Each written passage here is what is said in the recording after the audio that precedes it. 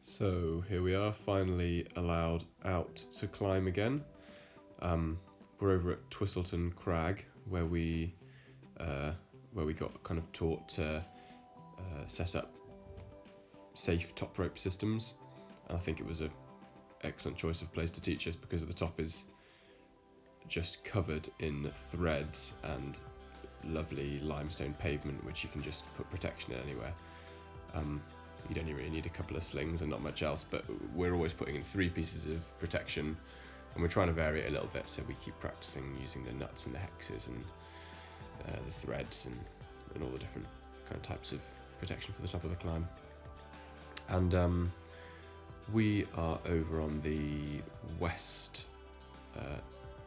it is west, but the left side of the candle is what they call it in the climbing book.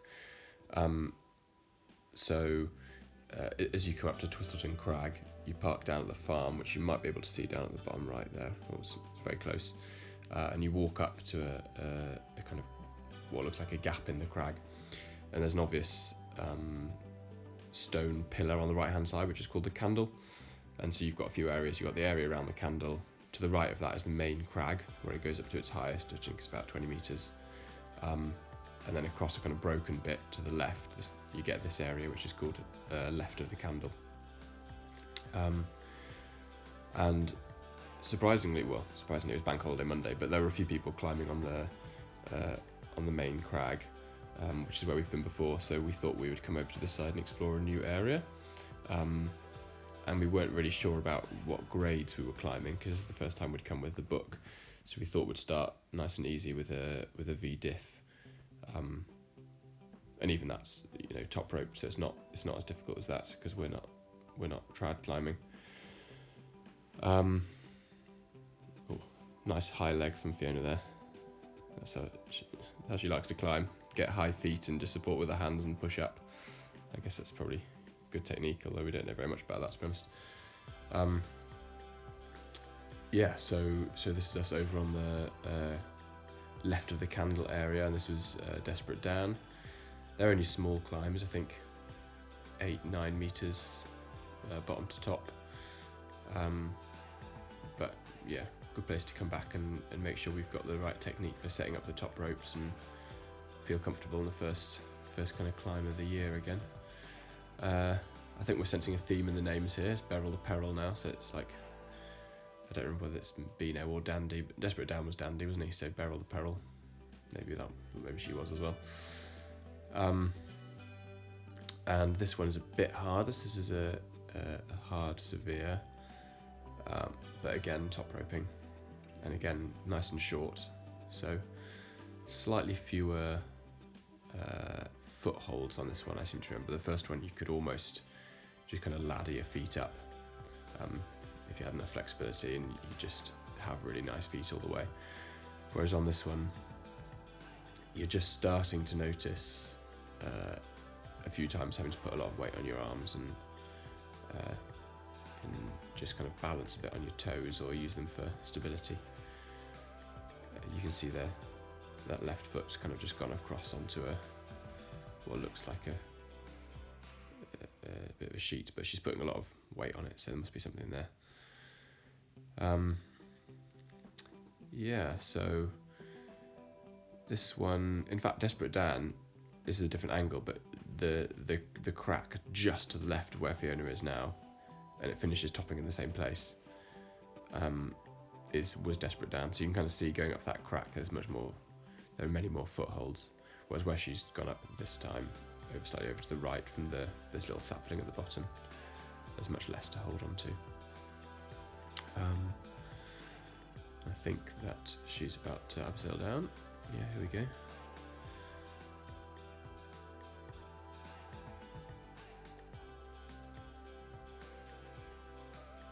Lovely. And then this was probably our favourite climb of the day.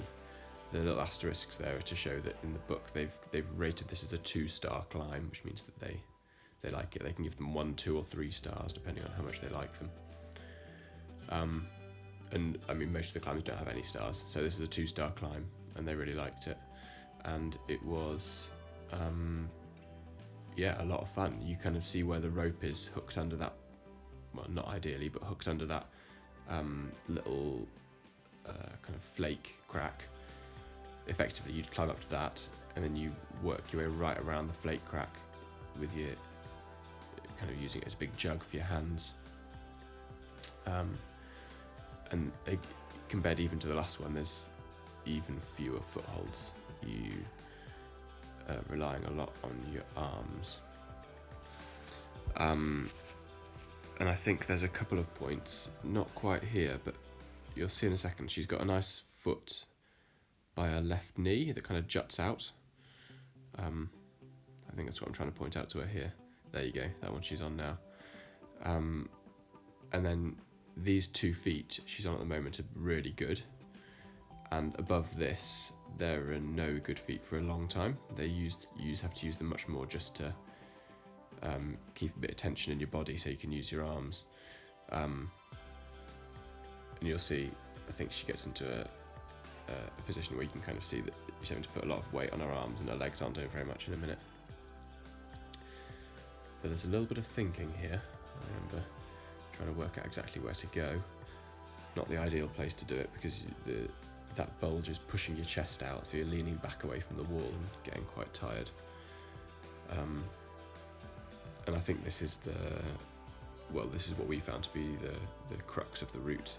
Climbing up to there was okay, and then there's this moment where you've kind of, it's not an overhang, but you're forced away from the wall, and you've got to work your feet up. And I think I'm just telling Fiona, you've got to just grip that bulge and kind of wrestle your way over.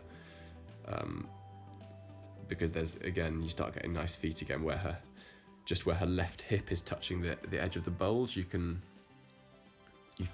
quite see, but there's a couple of nice feet. So once you get over your chest and your hips over that bulge, then you're okay again. And it's just a case of wrestling your way up. And then above that, I don't know what about Fiona, but by the time I got above that bulge, I was feeling pretty tired, and I was glad to see that the rest of the climb was nice and easy. So you can see she's managed to move her right foot up here, and I think is still, there you go, just trying to move the left foot up, and you can see there's not much weight on the legs there. So she's pretty much over the crux now. Got a good right foot again, left foot still not great, but looking for somewhere nice over to the left, just going to spread her base out a little bit. And I think I remember Fiona goes up this last bit nice and quickly, and just reaches over the last bit of overhang to get to the carabiners. Maybe it was a bit of a fiddle to get over the top. But anyway, had a cracking time at Twistleton. We're planning to go back quite a lot. I think there's 12 areas in total, and we didn't even explore all of this one area. In fact, we didn't video it, but there's just to the left of this, you kind of see, instead of going up and round the flake crack, going straight up over that bulge without using the crack, and then up to the top, just to the left of where we've set up our top rope.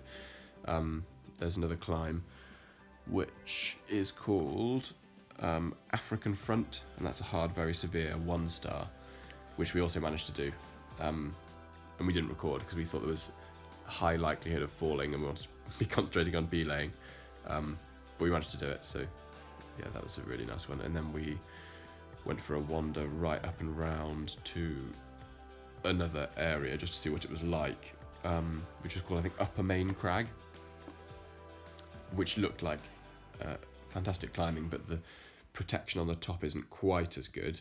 And we ended up doing our first chimney climb, which is called it's called Gallstones, I think, which again wasn't a very hard one. I think it was a severe or very severe or something, but it's really cool. You kind of climb up this chimney to the left of a big chalk stone, which they call the Gallstone, and because Fiona is obviously a massive nerd, she pointed out that meant she was in the common bile duct. You can only really shake your head sometimes, can't you? But this was the first experiment with using the action camera on my helmet, and I don't quite know how it worked. It makes me feel a bit sick watching it, but I think it does give you a good idea of how lovely the rock is and how dry it is. So I did want to keep it in this little record, just to give a bit of a feel of what it was like that day. What you also realise is the camera is really high on my helmet, so you're often just looking at my hands where I'm reaching right up.